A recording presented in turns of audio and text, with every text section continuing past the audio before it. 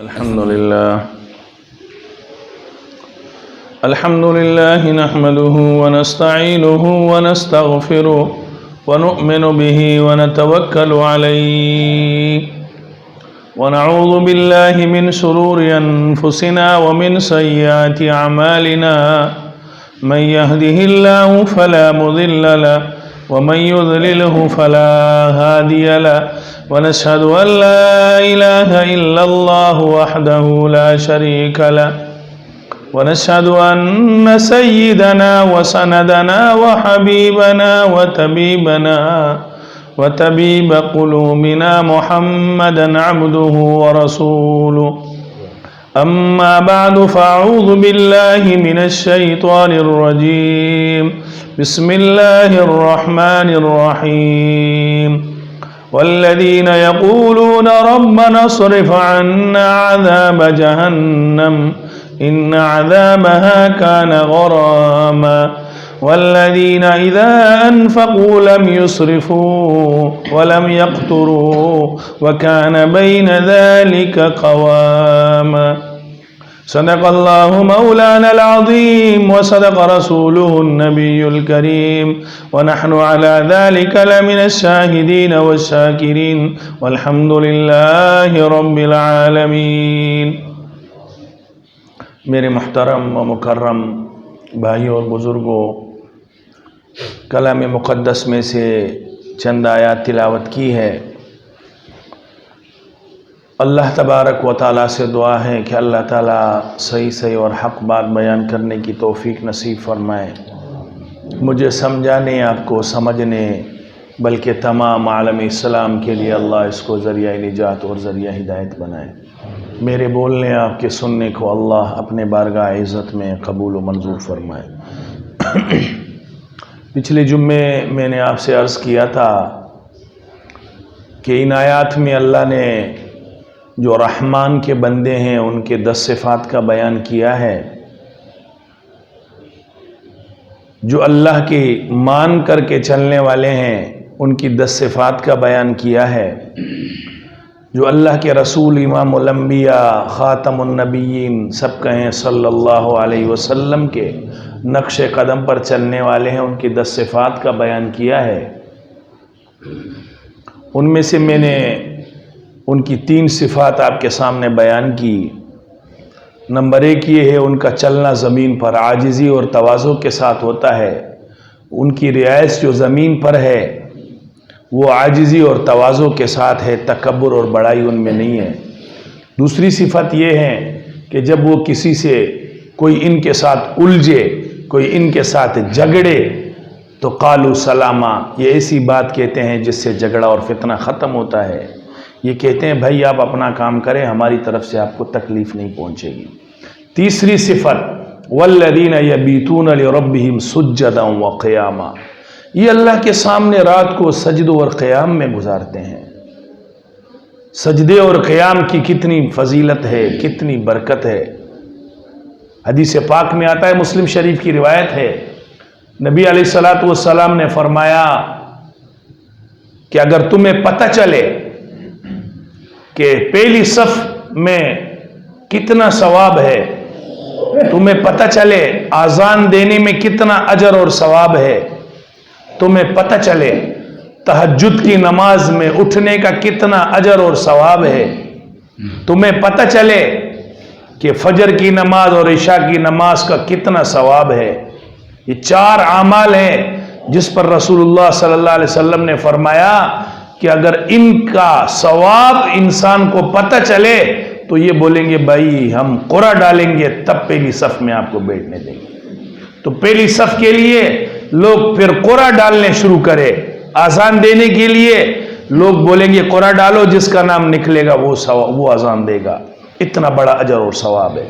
اور یہ فرمایا آگے آپ صلی اللہ علیہ وسلم نے کہ اگر تہجد کی نماز میں کتنا ثواب ہے، اٹھنے میں اللہ کے سامنے جب سارے لوگ سو رہے ہوں اپنے رب کے سامنے آدمی کھڑا ہوتا ہے، اور فرمایا کہ فجر اور عشاء کی نماز میں کتنا ثواب ہے، فرمایا تم لوگ گھسٹ کر کے بھی اگر مسجد میں تمہیں آنا پڑ جائے تم آؤ گے، تم فجر اور عشاء کی نماز نہیں چھوڑو گے اور تم تہجد کی نماز نہیں چھوڑو گے۔ تو ان کی جو تیسری صفت ہے ان رحمان کے بندوں کی وہ یہ ہے والذین یبیتون لربہم سجدا وقیاما. حدیث پاک میں آتا ہے رکوع اور سجدے میں قرآن پاک کی تلاوت آپ نہ کریں. رکوع اور سجدے میں قرآن پاک کی تلاوت کرنا، قرآن پاک کی آیات پڑھنا منع ہے حدیث پاک میں. لیکن اب صلی اللہ علیہ وسلم نے فرمایا جب تم سجدے میں چلے جاؤ فَأَكْثِرُوا فِيهَا الدُّعَا، دعا تم سجدے میں زیادہ مانگو. اللہ کے انسان سب سے زیادہ قریب اس وقت ہوتا ہے جب اس کا ماتھا سجدے میں ہوتا ہے. آپ کسی دنیاوی آدمی کے سامنے تھوڑی سی جا کر کے آگے پیچھے عاجزی کر لے، کتنا آپ کو عزت کرتا ہے. وہ احکم الحاکمین ذات، وہ بادشاہوں کا بادشاہ، اللہ اکبر، شہنشاہوں کا شہنشاہ. وہ فرماتے ہیں میرے قریب تم تب ہوں گے جب تم سجدے میں پڑے رہتے ہو. اس لیے سجدے کو لمبا کیا کریں، اور سجدے میں اللہ سے قرآن کی آیتیں ہیں وہ نہ پڑھے، جو دعائیں وہ آپ پڑھ سکتے ہیں. رب انی ظلمت نفسی استغفر اللہ العظیم واتوب الیہ. ایسے نہ ہو سجدے میں ہو جاؤ اور کہو کہ مفتی صاحب نے تو فرمایا سجدے میں دعا زیادہ کر لو اور پشتو میں شروع ہو جاؤ یا پنجابی میں یا اردو میں یا سندھی میں شروع ہو جاؤ.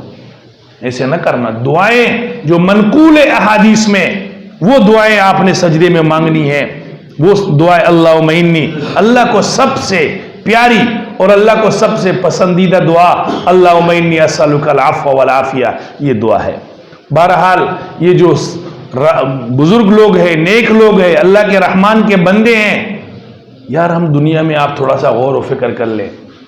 ایک عام آدمی جو ہوتا ہے نا ایس ایچ او کے ساتھ تعلق ہوتا ہے، میں ایس ایچ او کا بندہ ہوں، میں ایس پی اور ڈی ایس پی کا بندہ ہوں، میں فلانے کا بندہ ہوں، میں ایم پی ایم این اے کا بندہ ہوں. ارے بھائی ان کی کیا زندگی ہے، غریبوں کا اللہ رحم فرمائے. اللہ فرماتے رحمان کے بندے، کتنی بڑی عزت کی بات ہے. جو میرے رحمان کے بندے خاص ہے ان کی یہ صفات ہے.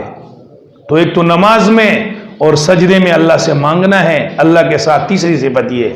چوتھی صفت ان کی یہ ہے والذین یقولون ربنا اصرف عنا عذاب جہنم. یہ ربنا اللہ سے مانگتے ہیں. یہ اتنے نیک اعمال کرنے کے باوجود کہتے رہتے ہیں اے اللہ جہنم کا عذاب ہم سے دور کر دے، اے اللہ جہنم کے عذاب سے ہمیں بچا دے، یا اللہ اس آپ کا جو یہ جہنم ہے اس کا جو عذاب ہے بڑا شدید اور سخت ہے. انہا ساعت مستقر و مقامہ، بہت بری قرارگاہ ہے اور بہت بری ٹھہرنے کی جگہ ہے. جس نے بھی اللہ کی قدر کی، اللہ سے مانگا. قرآن پاک میں ایک آیت ہے اللہ رب العزت ارشاد فرماتے ہیں وما قدر اللہ حق قدری، وما قدر اللہ حق قدری. ان لوگوں نے میری تعظیم نہیں کی جیسے میرے تعظیم کرنے کا حق ہے. ان لوگوں نے میری قدر نہیں کی. قرآن پاک کے دوسرے آیت میں ما یأتی من رسول یا حسرۃ علی العباد، اللہ فرماتے ہیں اے بندو تمہارے اوپر بڑا افسوس ہے، یا حسرۃ علی العباد ما یأتی من رسول الا کانوا به یستہزئون. جب بھی انبیاء ان کے پاس آیا انہوں نے ان کا مذاق اڑایا، ان کی استہزاء کی. تو اس میں اللہ فرما رہے ہیں میری بندوں کی قدر کرو، میرے جو نیک صالح بندے ہیں وہ میری قدر کرتے ہیں. وما قدر اللہ حق قدری، اللہ کی جیسے عظمت، اللہ کی جیسے قدردانی کرنی چاہیے وہ نہیں کر رہے. اور اللہ فرماتے ہیں مجھے ایک بات بتلائیں آپ حضرات، اللہ بڑا قدردان ذات ہے. جو اس کے سامنے ذرہ برابر بھی کوئی عمل لے جائے گا اس کو ضائع نہیں کرے گا. ہمیں یہ عمل مثقال ذرۃ خیرا یرا. اور دنیا کے لوگوں کے پاس، دنیا کے بادشاہوں کے پاس اگر آپ نے کوئی حقیر سا ہدیہ لے گیا، کوئی چھوٹے سی ہدیہ لے گیا، وہ بولے گا لے جاؤ بھائی، یہ کیا میری توہین کر رہے ہو تم، یہ کیا لے آئے ہو میرے پاس. لیکن وہ اتنی بڑی ذات، شہنشاہوں کی شہنشاہ، بادشاہوں کی بادشاہ، وہ فرماتے اتنا ذرہ عمل بھی لے آؤ گے اس کا بھی بدلہ تمہیں دوں گا.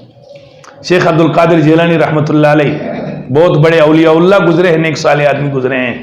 مکتوبات ربانی ان کے نام سے چھپی ہے، بہت بڑی کتاب ہے عجیب. اس میں نیک صالح آدمی تھے، بہت بڑے ولی تھے، اللہ کے نبی کے عاشق تھے، توحید پرست آدمی تھے، اللہ کے ساتھ پیار کرنے والے آدمی تھے. ایک دن کچھ لکھ رہے ہیں تو یہ آپ نے دیکھا ہوگا پہلے جو سیاہی والے کلمے ہوتی تھی اس میں سیاہی ڈالتے تھے، تو کبھی کبھی جب اس کی نب خشک ہو جاتی ہے تو اس کو ناخن پر تھوڑا آگے پیچھے کرتے ہیں تاکہ وہ سیاہی چھوڑ دے اور اس میں سیاہی قلم میں لکھنا اس میں شروع ہو جائے. تو حضرت بھی کچھ لکھ رہے تھے تو لکھتے لکھتے وہ بند ہو گیا، تو اپنے ناخن پر ان کو آگے پیچھے کر کے قلم کو اس نے چالو کر دیا تو ناخن پر کچھ سیاہی لگ گئی۔ باتھ روم میں چلے گئے، قضاء حاجت کے لیے تشریف لے گئے۔ جب گئے، اب وہ قضاء حاجت کے لیے بیٹھنے ہی والے تھے کہ اپنے ہاتھ پر، بائیں ہاتھ پر اس نے، اپنے بائیں ناخن پر اس نے اپنا صحیح کیا تھا قلم کو، سیاہی دیکھی کہ یار یہ تو وہی سیاہی ہے جس سے میں اللہ کا نام لکھتا ہوں، اللہ کے حبیب کا نام لکھتا ہوں۔ ادھر ہی دوبارہ اپنی دھوتی باندھی اور باہر آئے، ہاتھ کو دھویا اور پھر تشریف لے گئے۔ دل میں اللہ نے ڈالا، اے رات یا خواب میں دیکھا، فرمایا اے شیخ عبد القادر جیلانی، تو اولیاء اللہ اپنی جگہ پر ہے، نیک صالح اپنی جگہ پر ہے، سب کچھ ہے، لیکن تیری اس میرے نام کی قدر اور عظمت کی وجہ سے میں نے تیرے اوپر جو ہے تیری گناہ معاف کر دیے اور تجھے جنت کی خوشخبری دیتا۔ یہ کیا ہے؟ یہ اللہ کی قدر ہم نہیں کر رہے ہیں۔ جو لوگ قدردان ہیں اللہ کی، جو اللہ سے مانگتے ہیں، ان کو اللہ نوازتا ہے۔ مولانا رومی رحمت اللہ علیہ بہت بڑے بزرگ اور عالم گزرے ہیں، اس کی ایک بہت بڑی کتاب کوئی 700-800 سال پہلے چھپی ہے، مثنوی مانوی کے نام سے۔ اس میں انہوں نے ایک واقعہ لکھا ہے کہ ایک آدمی تھا، حضرت عمر رضی اللہ تعالیٰ عنہ کی خلافت پہ، اس سے پہلے مسلمان ہو گیا ہوگا، بہرحال تابعی ہے، صحابہ کو دیکھا ہے اس نے، گانے وغیرہ بجاتا تھا، آواز بڑی خوبصورت تھی، لوگ اس کو سنتے تھے۔ تو جب بوڑھے ہو گئے، آواز بالکل ختم ہو گئی، آنکھوں سے بینائی بھی کمزور ہو گئی، سنوائی بھی کمزور ہو گئی، اور پاؤں کے اندر طاقت اور پاور بھی نہیں رہا، اور تیسرے عصا ہے، اس تیسرے پاؤں عصا کے ذریعے انہوں نے اپنے ٹیکنا اور چلنا شروع کر دیا، بڑے پریشان تھے۔ بہرحال جنت البقیع میں چلے گئے اور وہاں پر اللہ کے سامنے رونے لگ گئے کہ اے اللہ، جب میری آواز تھی تب کئی لوگ میرا آواز سنتے تھے، مجھے خرچہ اور پیسے وغیرہ ملتے تھے، آج میرا جسم بھی کمزور، میری آواز بھی ختم، اور میری آنکھیں اور میری بینائی اور میری سنوائی سب کمزور ہو چکے ہیں۔ اے اللہ، تیرے سامنے آیا ہوں، اس لیے جنت البقیع میں آیا ہوں کہ اپنے قبر کے قریب رہوں اور مر جاؤں۔ اب نہ میرے پاس کھانے کی چیزیں ہیں، نہ پینے کی چیزیں ہیں، اب میں ختم اور بوڑھا ہو گیا ہوں۔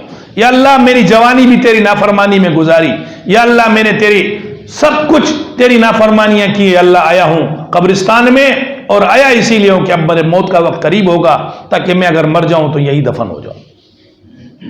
فرماتے ہیں کہ تھوڑی دیر میں حضرت عمر رضی اللہ تعالیٰ عنہ اپنے سر مبارک پر ایک کھانے کی گٹلی اور پینے کا سامان اس میں لا کر کے آ رہے تھے۔ اس نے جب دیکھا کہ بھائی یہ حضرت عمر آ رہے ہیں، خلیفہ ہیں، یہ مجھے مار نہ دیں، درے نہ ماریں، تو تھوڑی دیر آگے پیچھے ہو گئے، خاموش ہو گئے۔ حضرت عمر آگے تشریف لے گئے، دیکھا کہ ایک آدمی گڑ گڑا رہا ہے، واپس آیا، بولا اے اللہ کے دوست، یہ لے کھانا۔ اس نے کہا بھائی آپ کو کیسے پتا چلا کہ مجھے بھوک لگی ہے، میرے پاس کھانے پینے کے اسباب نہیں ہے؟ حضرت عمر نے فرمایا اے تو اللہ کا دوست ہے، میں ابھی لیٹا ہوا تھا، میں نے خواب میں دیکھا کہ مجھے یہی آ رہا ہے کہ جاؤ جنت البقیع میں، میرا ایک گناہگار بندہ میرے سے صلح کر چکا ہے، توبہ کر چکا ہے، معافی مانگ چکا ہے، اس کے کھانے پینے کی چیزیں نہیں ہیں، جاؤ اس کو دے کر آؤ، اس لیے میں تمہیں دے کر آیا ہوں۔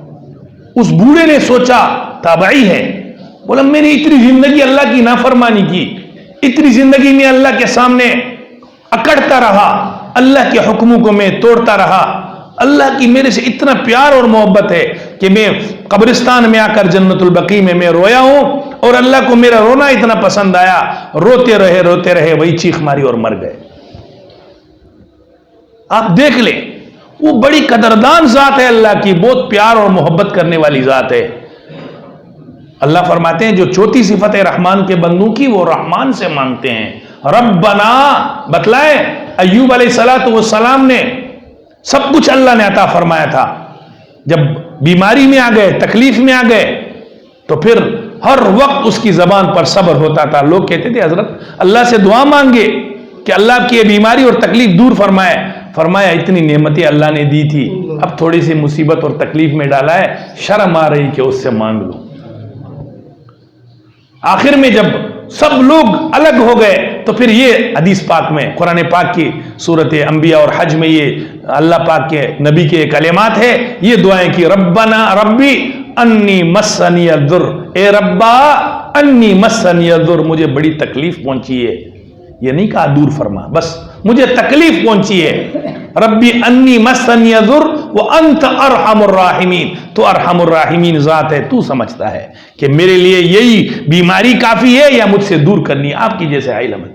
جو لوگ اللہ کی قدر کرتے ہیں, یہ نہیں کہا کہ مجھے تکلیف پہنچی ہے وہ دور کر دے, نہیں, مجھے تکلیف پہنچی ہے, بڑی مصیبت اور تکلیف میں ہوں, وَأَنْتَ أَرْحَمُ الرَّاحِمِينَ. قرآن نے جواب دیا, قدر کی ایوب علیہ السلام کے, فَفَاسْتَجَبْنَا لَهُ فَكَشَفْنَا مَا بِهِ مِنْ ضُرٍّ. اللہ نے کہا, ہم نے اس کی دعا بھی قبول کر دی اور اس کی وہ تکلیف بھی دور کر دی. اور پھر اللہ نے آگے کیا فرمایا, وَوَهَبْنَا لَهُ أَهْلَهُ وَمِثْلَهُمْ مَعَهُمْ. اس کے تمام بچے بیوی سب اس کو زندہ کر کے دوبارہ ہم نے دے دیے, بیوی بھی نوجوان کر کے دے دی, بچے بھی دگنے کر کے دے دیے, مال اور دولت بھی کر کے دے دیے. کیوں؟ قدردان ذات ہے وہ. تو جو اس سے دوستی اور یاری لگاتا ہے, اس کی قدر کرتا ہے, اللہ اس کو نوازتا ہے. میرے محترم بھائیوں, اس کو اللہ نوازتا ہے. مجھے آپ بتلائیں, بی بی آسیہ کو نہیں نوازا؟ کتنی اس کو تکلیفیں فرعون نے دی. تو اس نے کہا, اللہ جب تک موت مجھے نہیں چاہیے جب تک میں اپنے آنکھوں سے اپنا جنت میں اپنا محل نہ دیکھوں. رب ابن لی عندک بیتا فی الجنت ونجنی من فرعون وعملی ونجنی من القوم الظالمین. رب ابن لی عندک بیتا, گھر چاہیے وہ بھی تیرے پڑوس میں. اللہ رب ابن لی بیتا عندک, عندک تیرے نزدیک, تیرے پاس مجھے گھر چاہیے. تو اللہ نے اس کو گھر بھی عطا فرما دیا. جب بی بی خدیجہ الکبریٰ رضی اللہ تعالیٰ عنہ دنیا سے رخصت ہو رہی تھی تو رسول اللہ صلی اللہ علیہ وسلم نے فرمایا, اے خدیجہ, وہاں میری بیویاں ہیں جنت میں, ان کو میرا سلام عرض کر دینا.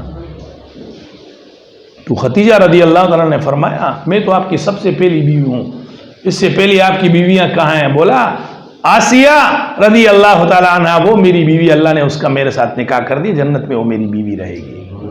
تو مجھے بتلائیں, آسیہ نے فرعون کے محل کو تو دھکا دیا, اس کو تو چھوڑ دیا, اللہ نے محل بھی جنت میں دے دیا اور محل والا بھی جنت میں عطا فرمایا, وہ بھی امام الانبیاء خاتم النبیین صلی اللہ علیہ وسلم. تو میں یہ عرض یہ کر رہا تھا آپ سے کہ جو نیک رحمان کے بندے ہوتے ہیں, جو اللہ سے اپنا تعلق اور محبت جوڑتے ہیں, اللہ پھر ان کو نوازتا ہے, اللہ پھر ان کو چھوڑتا نہیں ہے, اللہ پھر ان کو خوار نہیں کرتا, اللہ پھر ان کو بیار و مددگار نہیں چھوڑتا. مصائب میں, تکالیف میں اللہ پھر ان کو ہاتھ پکڑتا ہے. فَاذْكُرُونِي أَذْكُرْكُمْ وَاشْكُرُوا لِي وَلَا تَكْفُرُونَ. اللہ نے فرمایا, فَاذْكُرُونِي, مجھے یاد کرو, اذکرکم, میں تمہیں یاد کروں گا. مصائب میں مجھے یاد کرو, میں تم خوشحالی میں مجھے یاد کرو, میں مصیبتوں میں تمہیں یاد کروں گا.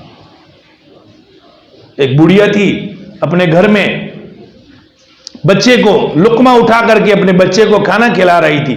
ایک سائل آیا, اللہ کے نام پر اس نے مانگا, تو اس نے اللہ کے نام پر اس سائل کو دے دیا.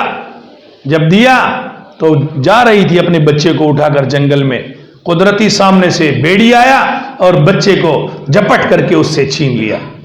اس نے کہا, یا اللہ, اگر میں نے کوئی عمل تیری رضا کے لیے کیا ہے تو یا اللہ میرے بچے کو مجھے واپس کر دے.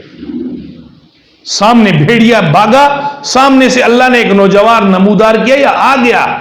بھیڑیے نے جب اپنے سامنے ایک انسان کو دیکھا, نوجوان کو, بچہ اس کے منہ سے گرا اور بھاگ گیا. اس نوجوان نے بچے کو اٹھایا اور آ کر کے اماں کو دیا, بوڑھی اماں اپنا بچہ واپس لے.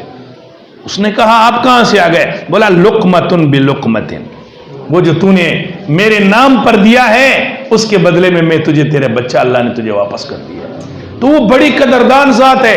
بیماریاں آتی ہے, تکالیف آتے ہیں, پریشانیاں آتے ہیں, غم آتے ہیں, لیکن یاد رکھنا سہارا اسی کا ہے.